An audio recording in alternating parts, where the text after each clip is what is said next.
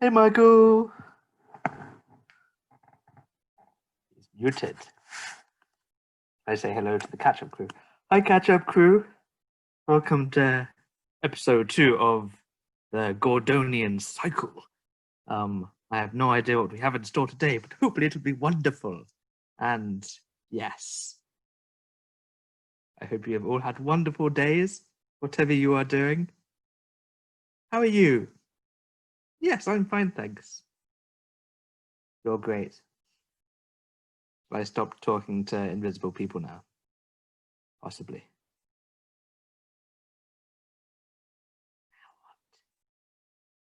Will anyone arrive?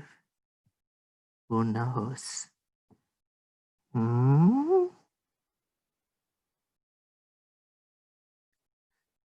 Yes.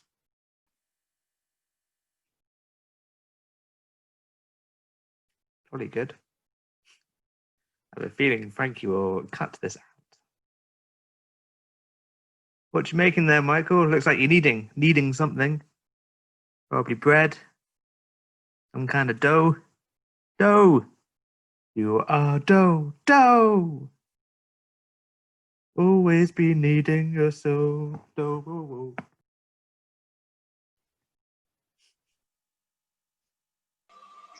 Hey, Megan. Hi. How are you? Good. How are you? Not bad. Is it just us? Oh, no. Kitty just arrived. Oh, hey. Fancy seeing you here. Oh. No. I was thinking about your onesie, Hey, flannel buddies. and I thought, yes. And I thought maybe there might be, because it's a giant Christmas pudding, there might be a tiny panda inside the Christmas pudding. Because you know how, like, sometimes... Christmas pudding. Yeah, well, like, yeah, I just feel like there should be a panda involved. Well, the panda would die after you boil it for 3 hours and then set it on fire, so... Yes. There is a sixpence somewhere inside Kitty, but we're not saying where. It's up.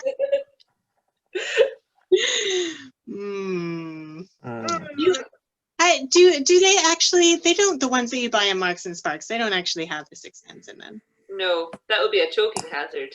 And also no longer a currency. Well, I know, but I feel like a chocolate coin or something. What are we talking about? Talking about Christmas pudding, because I don't know if you know this about me, but I am in fact a Christmas pudding. You are. Yeah. I've suspected this for many years. Oh my god. That would Is that explain why you're so hot. Yeah, and yet so sweet. Oh, James. And also full of rum. I'm And full. so intoxicating. And so fruity. Occasionally lighting on fire. Yeah, I'm going to wait until Christmas and see whether I feel like lighting myself on fire still. We'll see how the rest of this year goes. Yeah. Is it new?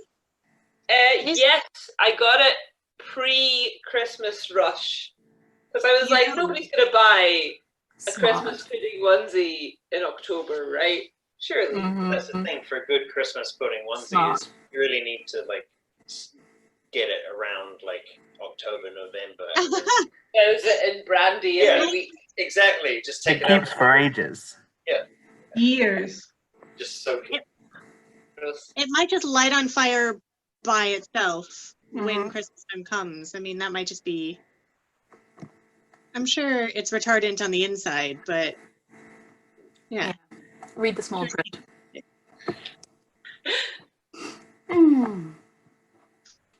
Hello, sweeties. So good, Gordon's here. Gordon's here. That'll be so useful for later. That will be useful. Who else have we got? Hi, Bina. Hi, Martin. Hey, Em. And By the Casimir. way, Gordon, Kitty and I were saying last night, like, you're looking amazing. You've got some solid, like, Brian Bliss. Right? It's the beard. It's the mighty, mighty beard. Getting ridiculous. Just, the secret was not shaving. I'm really glad that's how it It's the grew. combination of the hair and the beard. And he warned us that Flash Gordon's approaching. Gordon's Oh alive! man, okay. No, I mean Halloween is coming up, and like Gordon, if you wore a Hawkman costume, I would lose my fucking mind. I would as well. That would be Tiny awesome. tunic. Gordon, I feel like you're doing yourself a disservice because you have also been combing your beard a lot. Like you've given it a lot of TLC. That's actually fair. My beard comb is over there, and I've all sat down in this robe, so I don't know if I can get it, but I feel I must. I simply must. It's I shall it's like try. your spoon. The beard comb is your Yes. spoon. I think it might be the amazing curls on the head as well. I mean, they're much curlier and longer than I do remember. I mean, I there's was a lot. thinking the same thing. Great. I love how wild they are too. Like they've just got a touch of that like disheveledness in the best way. They're like Michael Sheen in the What's McCordy thing. Michael Sheen in anything. God, I love it. Yes. Yeah, it's good. You're looking fine. You're looking fine, my friend. I went into my office today for the first time since March. Hmm? I was in the office today for the first time since March. Getting Getting my prodded. flu jag. Mm. And I also went to my locker and found I had many, many packets of biscuits. So I took them all home. And I met the chief executive of my entire organization and accidentally was slightly insulting to him. Because I didn't know who he was because he was wearing a mask. That sounds like a meet cute. You're at the beginning of a rom-com. Did you offer him a stale biscuit? I did not. I just offered Nick a stale biscuit. Aww. Nick, you shaved. Biscuits. Nick, your lovely face is all out on display for the populace once more. No, it's so nice. Gorgeous. Gorgeous. Gorgeous. Have you noticed the general lack of hair around his head as well? Mm. Yeah, someone looks a lot more tailored. Yeah, practically Really bald. good. And I like the length at the front. Your curls look great. Yeah. Who did that? Nice Thought work. so. Phew.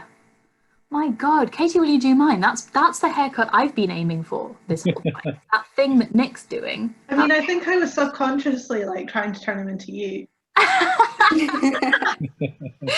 Nick, I'll send you some hoop earrings in the post. That's all you need. You send me. I'll send you some hoop earrings. I think you'd rock them. Nick, you need to ask us if we're sitting comfortably. Hey, Andrada. Hey, Tabby. Who else have we got? Tara's had a haircut as well since yesterday. Tara! Speaking of hairlessness, you look incredible. I just went and stood over the compost heap with my clippers and got it all off. You're such a badass. You're such a badass. Arahat is going to be the coolest person on the face of the planet. She already is. But You should see her rocking out to music. It's amazing. Got some good It's like songs. really into Jimi Hendrix sometimes, Jeff Buckley, some New Zealand rock music you wouldn't have heard of. Yeah. Nice. Hey, Lisa. Who else have we got? Hi, Sean. Hi. Have either of you cut all of your hair off today? It seems to be the happening thing. I didn't do that. Oh, I forgot. I hope It's on you're my ready list, to do I'm it sure. now, live on Everyone camera. else's hair up. Mine is positively long these days. Yeah, Sean, I can barely see you for all of that hair that you've got going all over the place. It's scruffy. Right.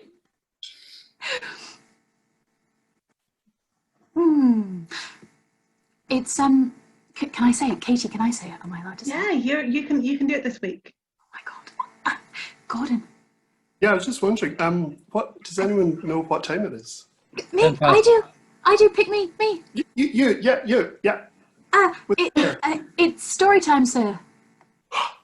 Well, in that case, let's get started. I need to put up my anti-chat device. There we go.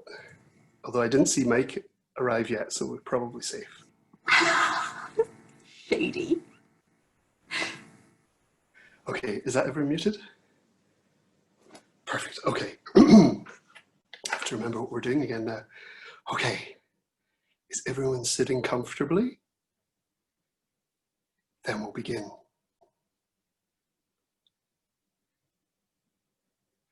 Part 2, Macha. Yet again, in a stunning change from normal stories, we do not begin with Fido, and Erin, which last we saw hundreds of years ago was being covered in a flood. This time we begin Fido in Colchis. Colchis is a land far, far from Ireland, near Asia Minor. And in these times, the land was battle-scarred and weary. Many people lived out their lives knowing only war and hunger. One of these people was a young girl named Macha. She had grown up in a valley that was quite verdant and full of lots of food, sometimes, but then armies would march through, and raiders and bandits, and they would steal things and they would kill people. And Macha was an orphan before she even knew what it was. And she traveled around from village to village, sometimes sneaking alongside caravans, sometimes along mercenary groups, always scrabbling to find enough food to eat and a place to stay for the night. One winter it was fierce cold, the coldest she'd ever experienced, and she was very, very hungry. She knew some of the places where the squirrels had buried nuts in one of the forests, and she traveled there to dig some of them up, her hands getting sore from digging through the hard earth, but she managed to find some nuts and ate them. And as she was eating them, sitting by the tree, a flutter of wings happened to shoot past her face. And landing in front of her, looking at her with a quizzical expression, was a black crow with a grey hood. It also looked hungry, and it cawed at her. So she held out her hand with some of the nuts, and the crow pecked at them, ate them, and jumped around a little bit. As she continued on her way to find some more nuts, the crow followed her. She dug up more nuts, gave more of them to the crow. The crow ate and enjoyed them too.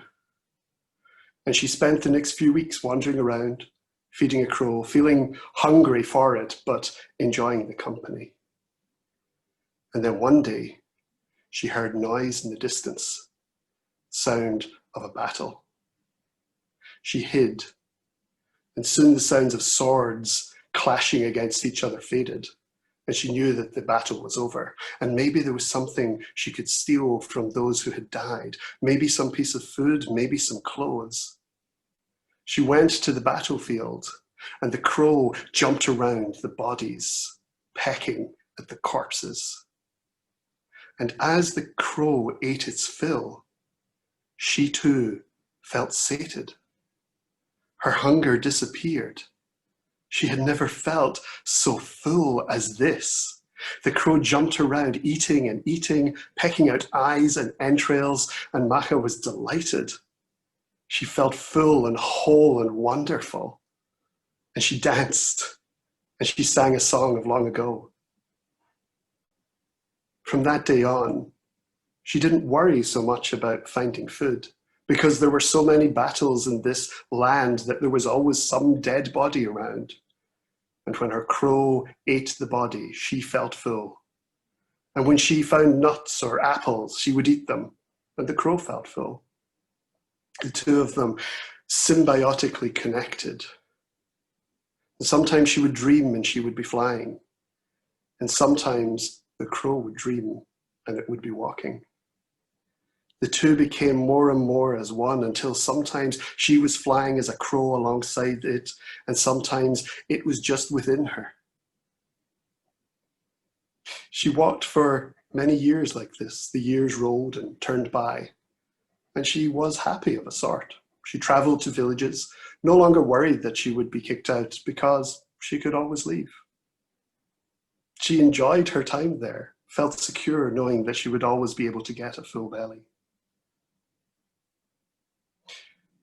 One day, she was staying at a village, and she knew that something was up because the warriors of the village had been out for a few days when she had arrived. And when they returned, she was there to see them and greet them. The warriors were excited and happy and joyful. They had won their combat. But one of them looked a bit sad, a bit melancholy. And Macha knew that look. This warrior had obviously lost a friend, or maybe he'd killed someone for the first time. Whatever it was, he'd seen the horrors of war, and he looked a bit upset. But he also looked very handsome. And Macha was entranced by his face and his muscles and his eyes. Everything about him just seemed so wonderful. She wanted to say something to him. She smiled to herself as she walked to the side of the road. Now Macha, although she was older than she had been, was still a young woman, still gangly. She still had big eyes and slightly lopsided face and was a bit awkward. She smiled up at the warrior, and the warrior looked at her and his eyes slid past her, ignoring her as he went into the village. Macha felt more upset than she felt she had a right to, but she was really wanting to speak to this warrior. I mean, she knew she probably couldn't because this village didn't speak the same language as hers, but she was convinced that there must be something she could do that would make him want to speak to her. And she realized that she had a bit of magic. That night, she dreamed. And she dreamed of the most beautiful woman she had ever known or met. It was a queen of the valley where she had grown up, Queen Anand. And she was strikingly beautiful, incredible. All the people would go from miles around to see her. And when Macha woke up the next day, she looked like Queen Anand. Tall, with long, dark red hair and a beautiful black dress. She looked at herself and then found a pool to look in and saw her reflection and was so happy that she had changed her form, and she decided to run to the warrior. The warrior, clearly still upset from what had happened the day before, was quite distracted by this beautiful woman who had appeared in the village, and walked up to him and smiled at him, just smiled, staring at his face. And the warrior smiled back, thinking, I could spend some time here. And the two talked at each other and didn't understand a word each other said, but they enjoyed chatting to each other, burbling away about this and about that. They spent some time that day just walking around the village, and eventually it got dark, and the warrior went to his home. Macha went to his home, and the two of them slept together, holding each other that night in the cold.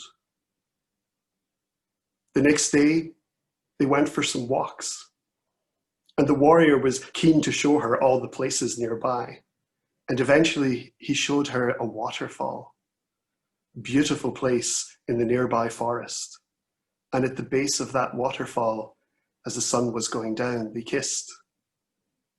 And it felt to Macha that this was the most wonderful thing ever, and that this warrior, whose name she didn't even know, was the most beautiful person in the world and would be her love forever. On the third night, they went to the top of the waterfall. Up all the stairs and the rocks, they climbed to the top. And there, as the sun set and the moon rose, they made love. And Macha felt happy as she had ever been. As happy as in a full battlefield of corpses. This was truly amazing. This could be her life forever. The next day, an alarm went up. There was some more raiders on their way, coming towards the village, and the warriors prepared themselves and ran out. Macha was prepared as well, and she grabbed a sword to go with them, but the warrior indicated that he wanted her to stay, that she shouldn't come, that she should stay behind to be safe. She stayed behind for a while, but it didn't take her long to worry, and she ran again and transformed herself into a crow and flew to the battlefield. And there, the battle was not going well for the villagers. Several of the people she knew lay slain, and she saw more and more of these invading attackers coming up to her warrior. She cawed and called out, screamed, and 100 crows flew out of the forest and attacked all that were fighting. The invaders clutched at their eyes as crows pecked at them and tried to peel out their faces. And then everyone ran away. After all many crows meant there was no battle to be fought.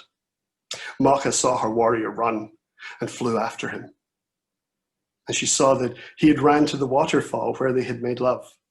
And as she flew towards him, she transformed back to her normal self and walked towards him. But he didn't recognize her. He looked at her, agape and afraid. And she realized she'd transformed back into her original form of Macha and not as the Queen Anand. And suddenly realizing her mistake, she shapeshifted again into the beautiful, beautiful Queen. But he did not seem any less scared. He looked terrified, worried. He shouted a word that at first she thought was her name, but then realized meant witch. He stumbled back, fleeing from her. Too late, she realized he was at the edge of the waterfall. Too late, she saw him slip over the edge and fall down. Too late, she saw his dead body swept away by the river. Macha vowed from then on she would never love with her heart again.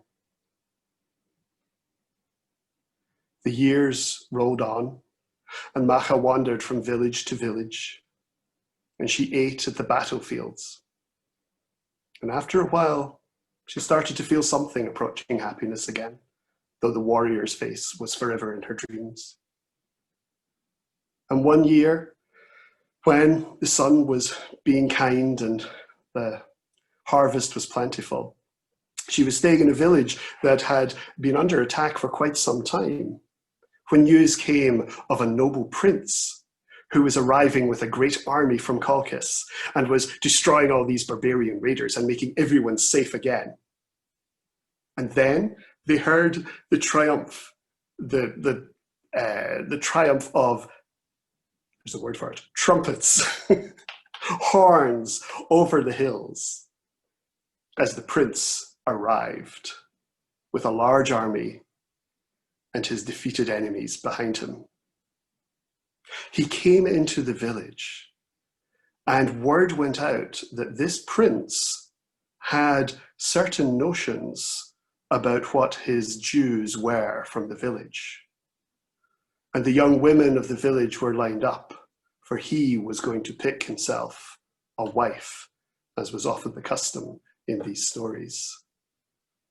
And so the young women lined themselves up, and he looked at the village elder's daughter, and he said, "Why, hello there.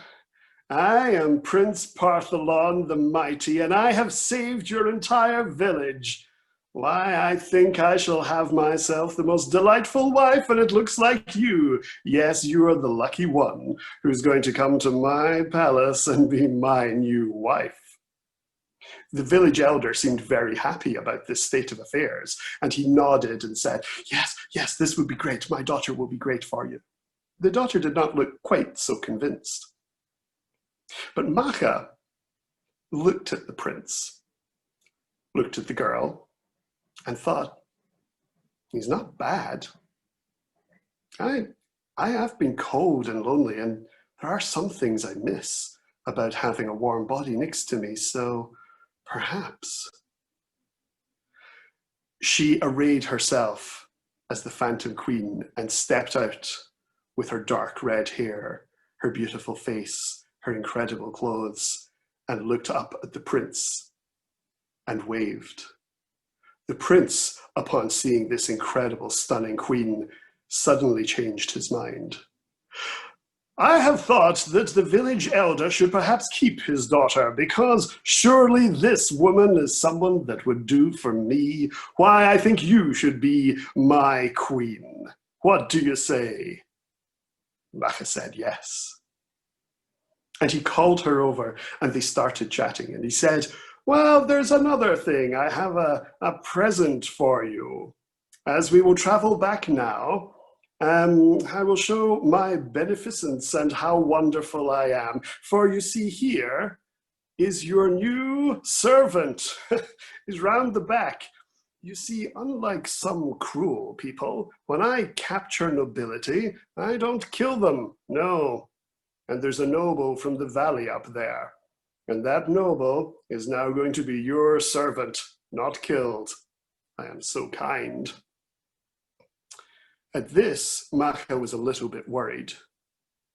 A noble from that valley where she was pretending to be a queen from that valley might recognize who she was, or maybe the queen wasn't even alive anymore. What would happen? But as they went to the cart that contained this prisoner, she had all her troubles taken away. For inside was a man, a young, handsome man covered in tattoos, and his tattoos were not those of nobility. At most, he was a baker. His eyes had fear in them. As Partholon said, "No, behold this noble! She will be your new mistress." He looked at her, terrified, and Anan said, "Yes, I recognize this noble from before. He will do well to learn to be a servant."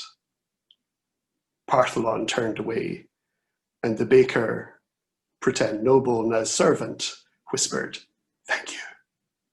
And they returned to the palace. The palace at Kolkos was huge. And Macha was delighted by the rooms that she had, the number of servants that she had, including this new servant whose name was Topa.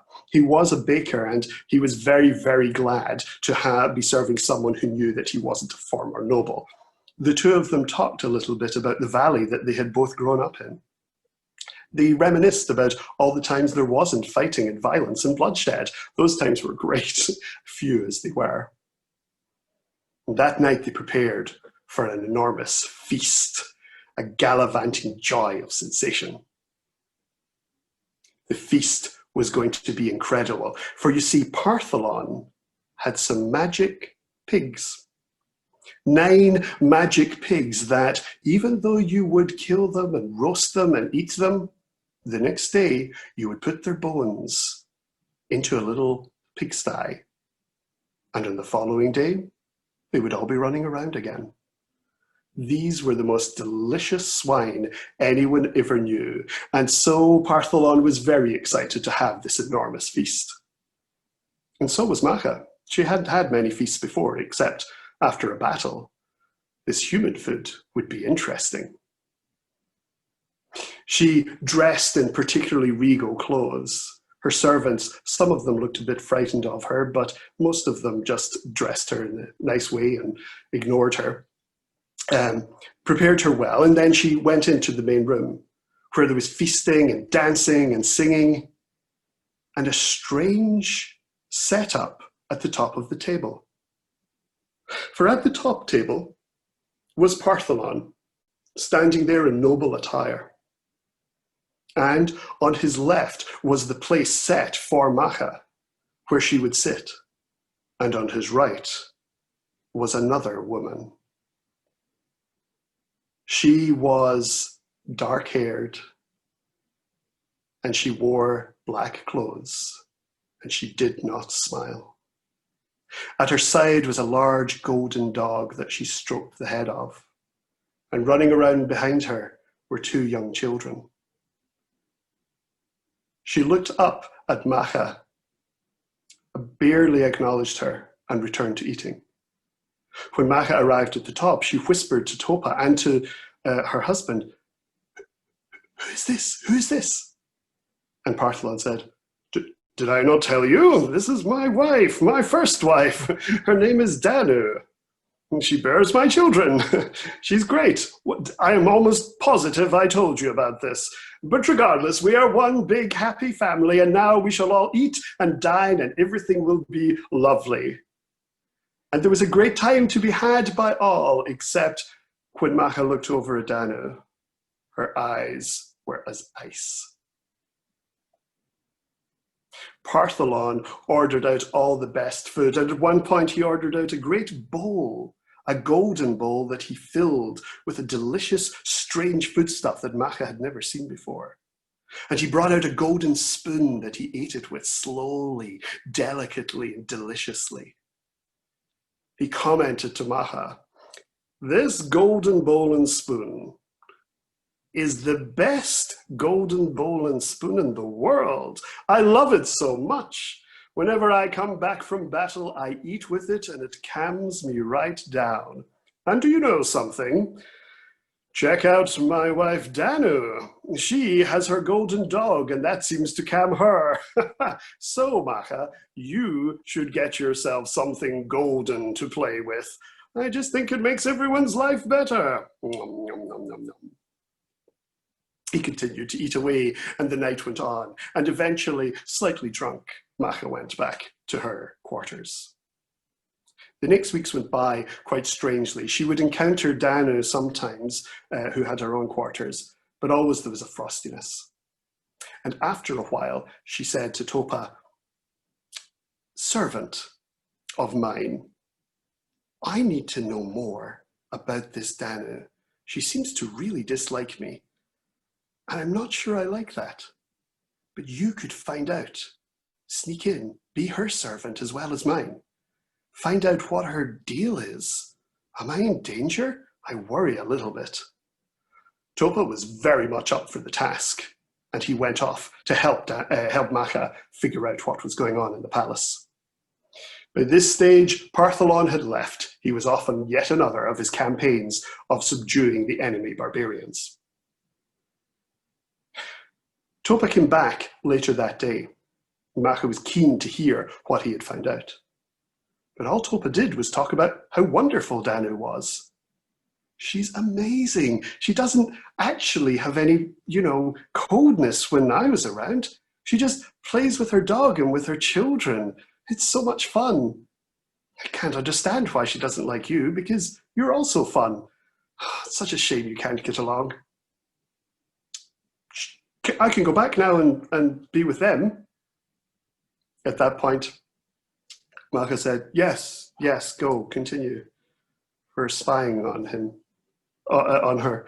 And so Macha spent the next few days being a little bit lonelier because Topa, the one person that she was still talking to, was now spying for her.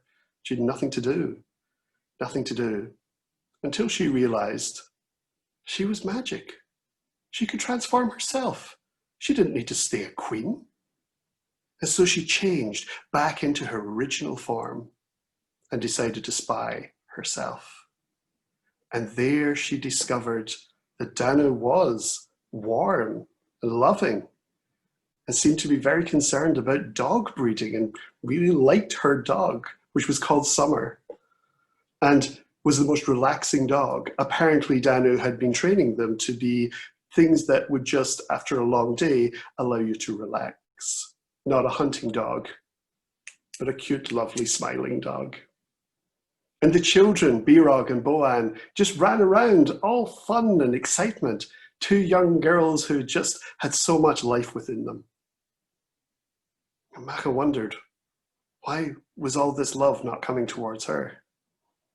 And slowly she talked, and she listened, and she discovered the truth. That Danu was worried that Macha would have children with Partholon, and Partholon would turn bad. For you see, Danu had already had trouble with Partholon's brother, an evil, evil man, and did not trust any of this family, this royal family. Macha thought about this, returned to her quarters and decided enough is enough. I don't really spend much time with Partholon. It's more important to be friends with Danu. And so she arranged a meal and invited Danu there. While the meal started off frostily, eventually Macha said to the other queen, I have a worry myself, and I thought perhaps you, as the first queen of Partholon, could help me. For you see, I cannot have children with him, and I worry about how he will react. And at that, Danu felt a great surge of affection. Her worries were for nothing. This new queen would not be a threat and would keep Partholon busy, to be honest. And so she smiled and said, don't worry about Partholon. You will be safe with me. And from that moment on, the two queens were friends, and they spent much time with each other. And Macha spent much time with the children and with the dogs, and all seemed happy. And then Partholon returned, and he was not happy. It turned out that his parents, the emperor and empress, had been demanding more gold from him. It's such an outrage, you see, because I am such a good prince, and I don't like sending too many slaves to the mines, but I need more gold and I must send them, and it's making me look bad. I can't wait until I'm ruling this empire, for there will be changes then, you'll see. The people will love me. They do not love my parents, probably because they have so many people killed and skinned and flayed alive and stabbed and poked. It's not seemly. They should be like me, a noble prince. When I kill people, I kill them quickly, because I am kind. And at least I'm not like my brother, an evil one. He once tried to usurp the throne and had to flee. I don't like him.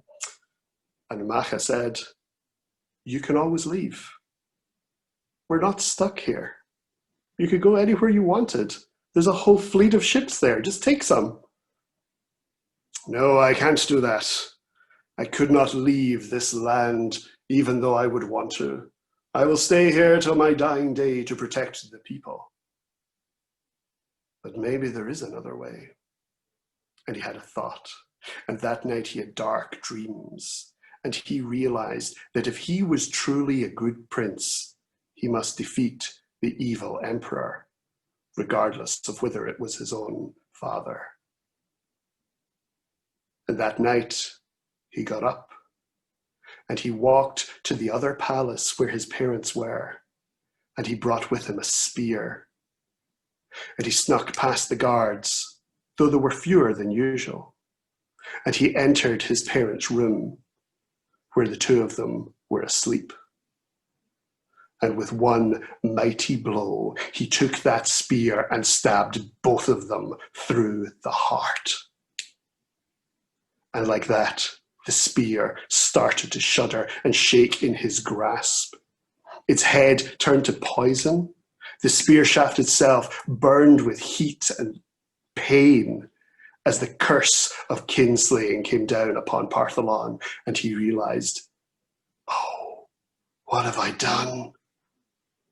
He ran, dropping the spear that dripped with evil and hate and vileness, and ran back to Macha. And he said, I might be emperor now, so I think a few things will change.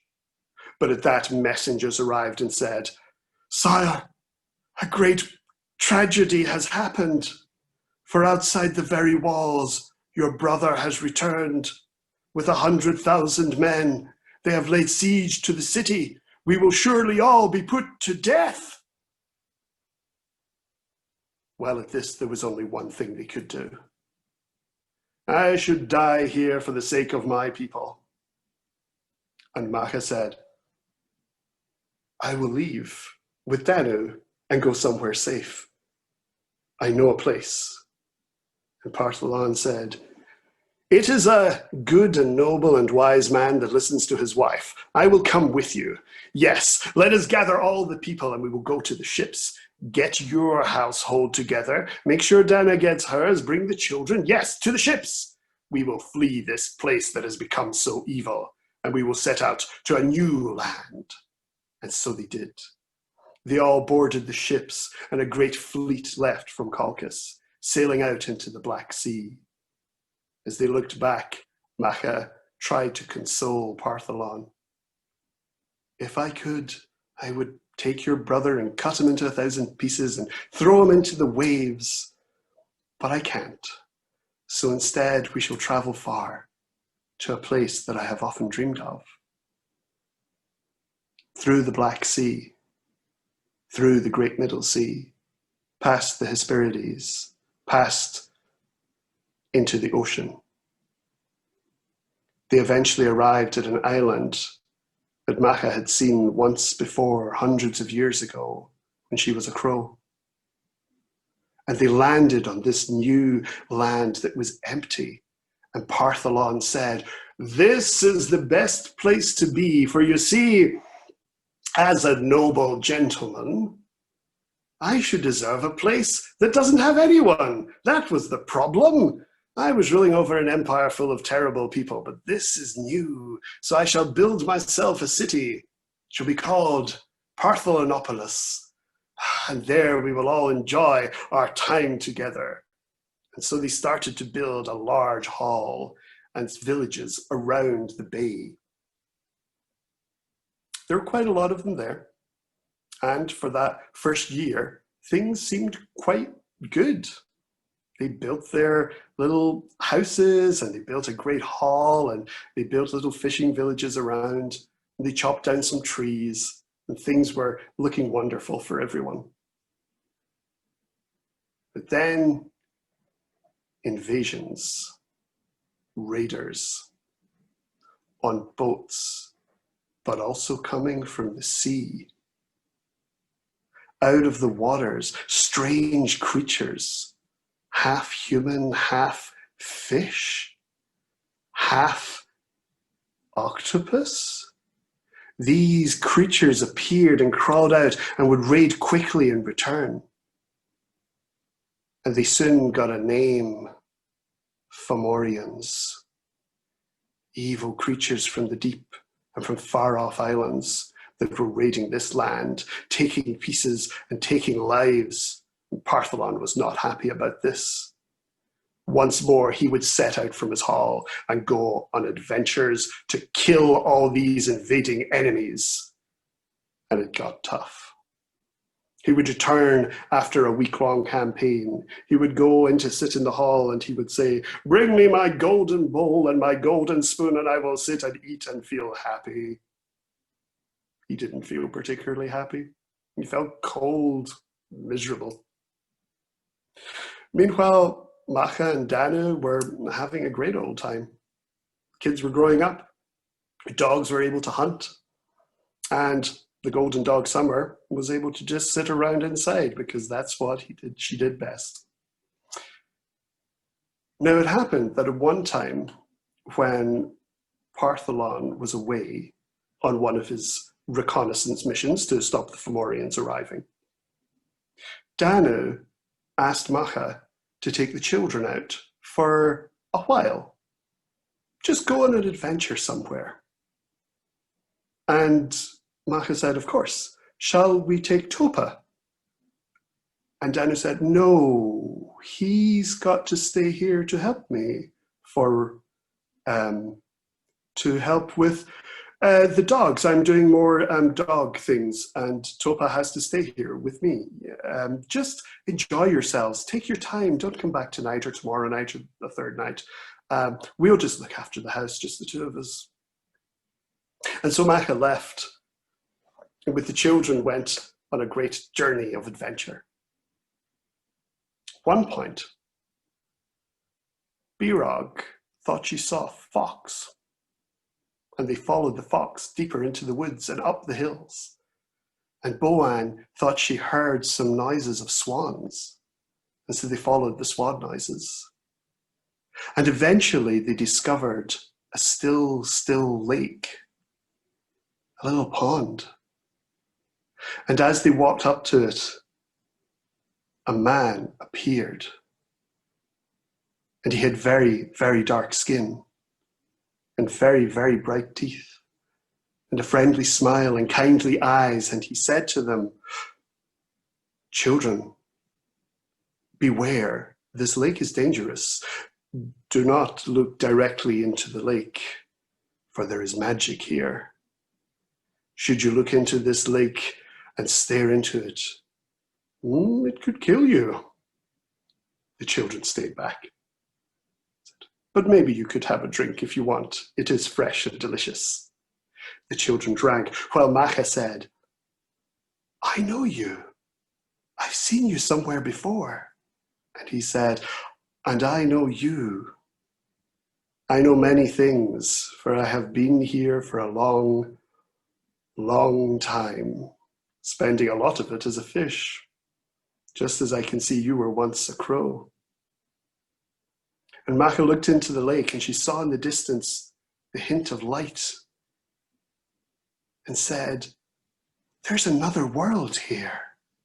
And he said, "Yes, though the portal is small and closed. But from what little seeps into this world, I have lived these hundreds of years and will probably live hundreds more. I see that same immortality within you." Macha said, "Is there any way we could open the door again? Perhaps I could return to this other world." He said, "Not without a sacrifice."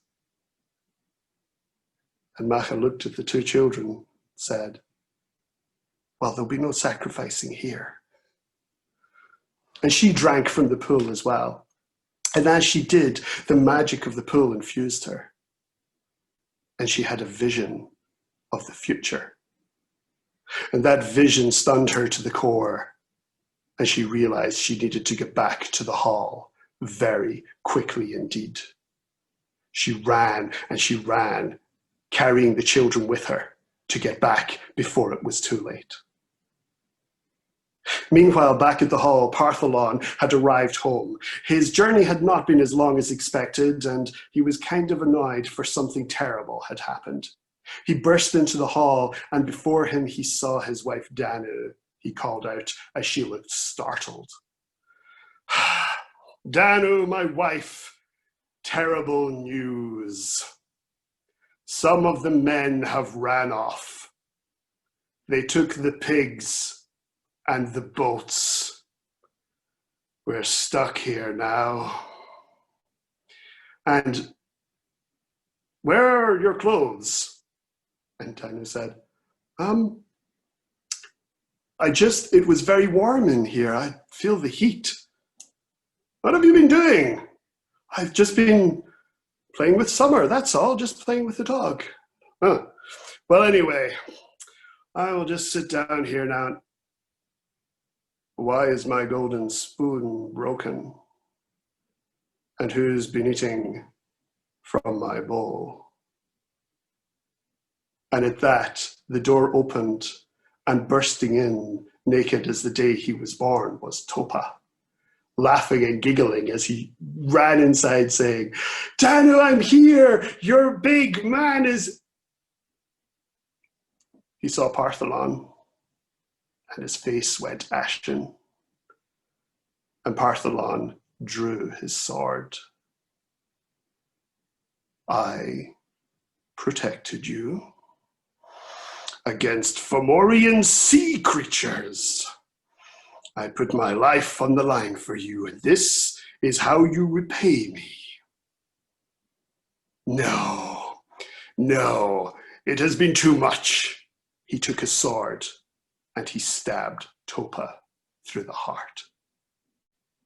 Danu cried out, No, you go too far, Partholon, you go too far." He turned, his eyes ablaze with anger. "I go too far? You lied to me. You're just here playing with your dog? This is what you think I believe?" And she spat back at him. "You don't care for me. You haven't been to my bed for years. And did you ask if you could take a lover? Did you even think that maybe I might have said yes, because why not? No, you went behind my back to play with your dog. Well, if it's your dog that you played with, then it is your dog that will suffer the price. And he drew his sword again, and he ended Summer's life. Blood oozed over the hall, and Partholon left. I can't stay here anymore. I go to fight for you. Macha arrived back not that long after and found the bodies of Summer and Topa and the weeping body of Dana. She tried to explain all that had happened, but Macha had already seen it in her vision. Dana said, "What do we do?" And Macha said, "We can always leave." But we can't. The boats have gone. Some of the men stole them along with the pigs. We have nothing left. And Macha said, "There is a way. Come with me. Bring all the people you can. There's a place we need to go, and we can be done with this hall." They left and they walked up through the ravines, up through the forest, following a trail until they arrived at a lake.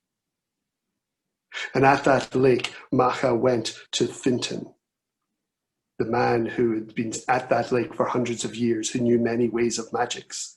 And she said, "I have seen the future, and I know the curse is coming here."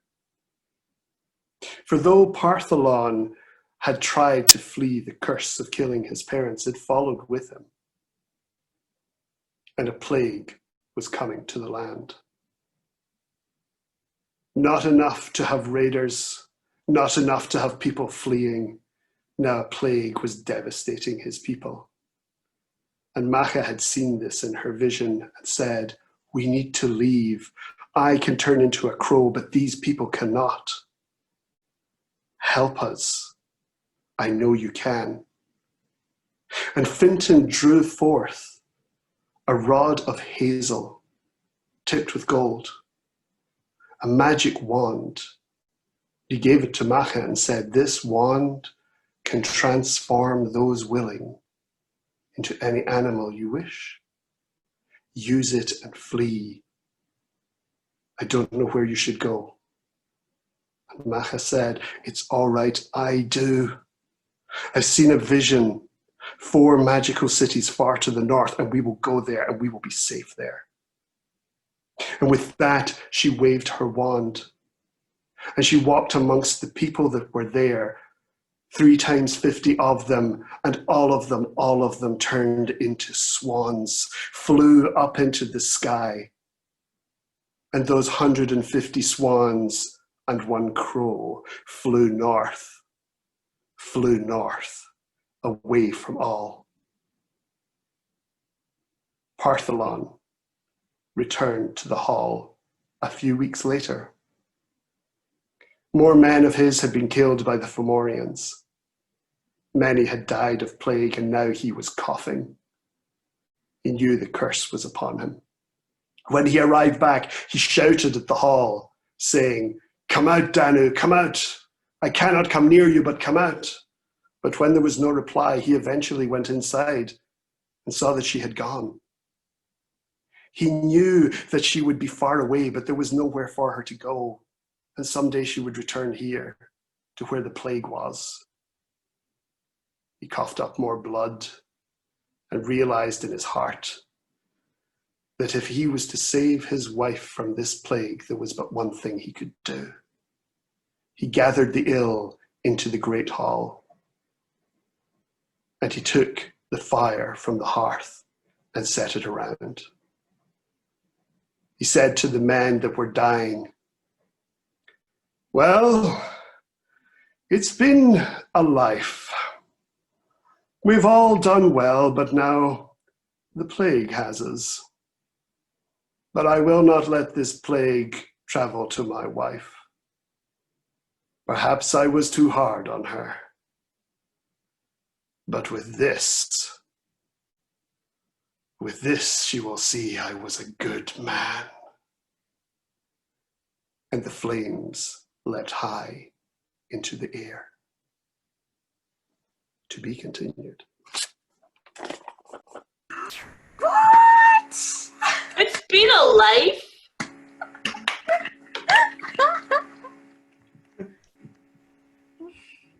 Oh my god, it is Matt Perry.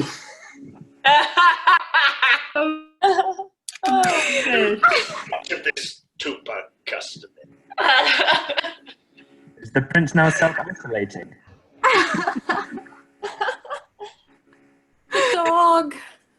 The dog. Oh. This is worse than John Wick.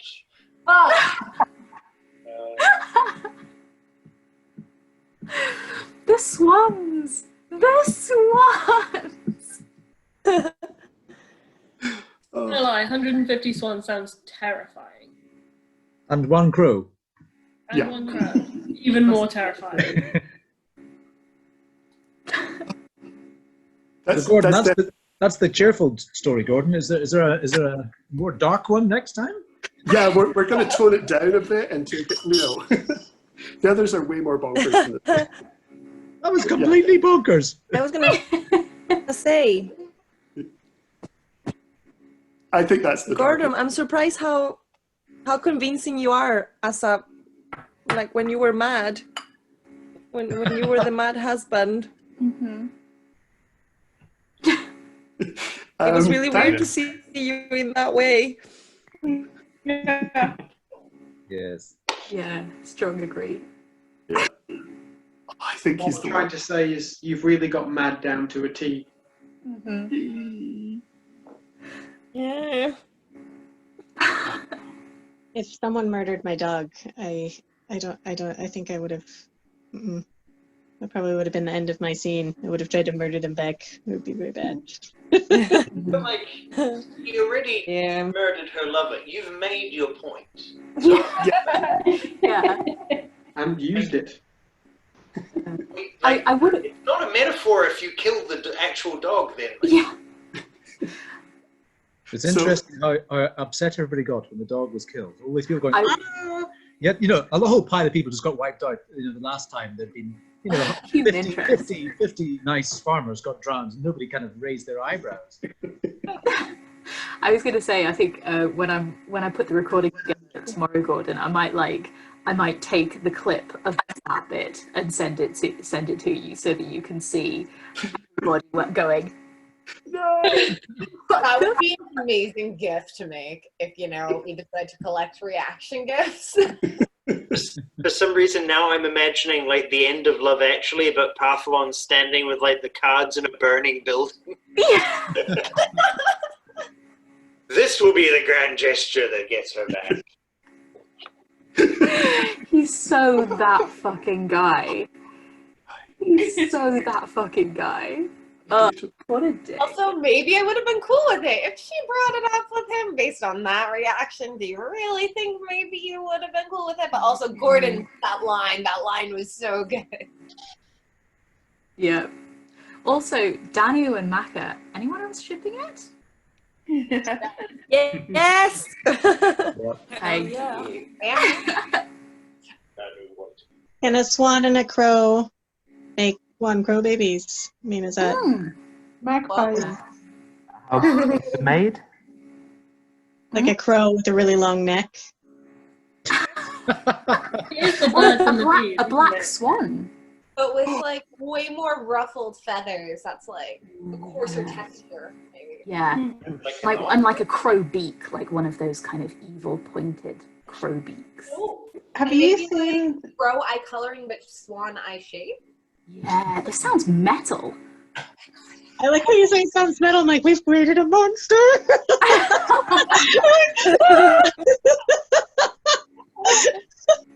You I need to read. to be friends with birds.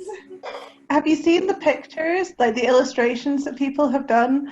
you know how like dinosaurs apparently have feathers, and they've reconstructed, you know, pictures of dinosaurs from skeletons. Have you seen the pictures people have done of like if you reconstructed like swans as dinosaurs? Oh. No. Amazing. Can you share this with the group? I don't know where they are. I just remember being fascinated by them. No, but I've seen a picture of a shaved bear and they're terrifying. Have you seen a wet owl?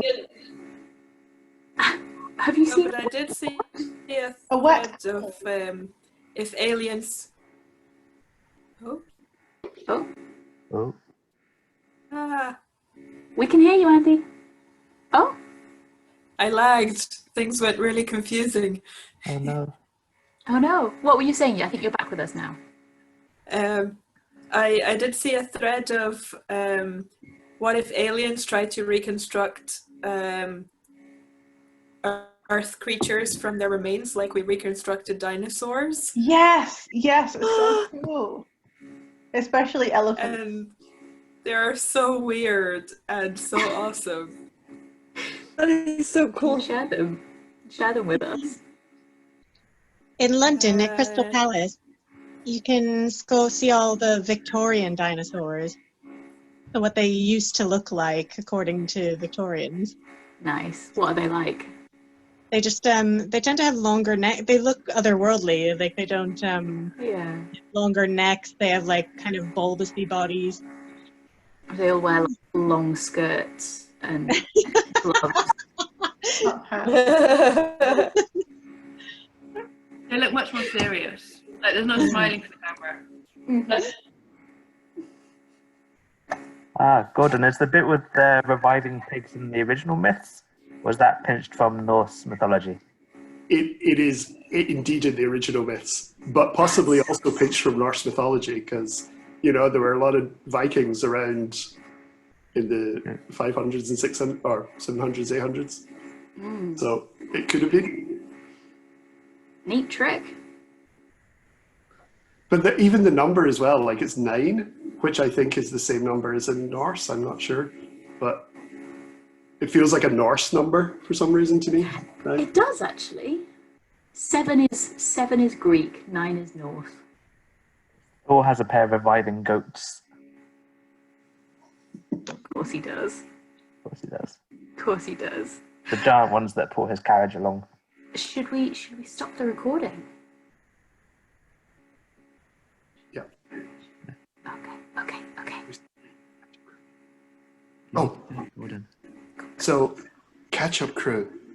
I hope that you sail with 1,000 other ships and leave the cut-up remains of your enemies behind you. Try not to set your house on fire, and just enjoy it. There's happier endings. There's probably happier endings somewhere on the next day. So come back for them. They'll be great. And we love you. We'll see you tomorrow. Bye. Bye. Bye.